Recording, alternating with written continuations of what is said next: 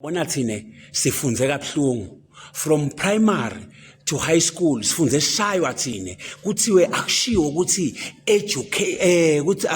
akushiwo ukuthi education kuthiwa education now uthi education kuthiwa ukhuluma swati ushaywe kuthiwe akushiwo ukuthi student kuthiwa akushiwo ukuthi student kuthiwa student wathi student kuthiwa ukhuluma swati uyashaywa yes kuthiwe akushiwo ukuthi lesi schedule kuthiwa schedule now uthi schedule uyashaywa lonke lo hambo siyophuma e-high school solo sifundiswa lento leyo siyashaya manje sengiyabona sile English ayina backbone now ufike college yantshintsha yonke lento mawuqhamuka wena nale level yabo student bo education bo schedule bo schedule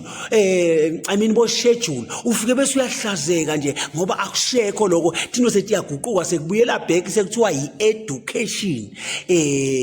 student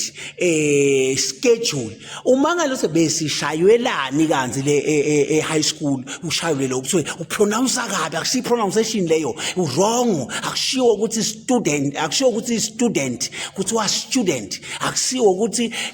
education kuthiwa education akushiwo ukuthi schedule kuthiwa schedule besishayelani ngoba masufika enyuvesi so uthola the same thing ayina backbone yesilungu le ngono belumbi bayithathe bahambe nayo bashiye nethi so kuyavakala.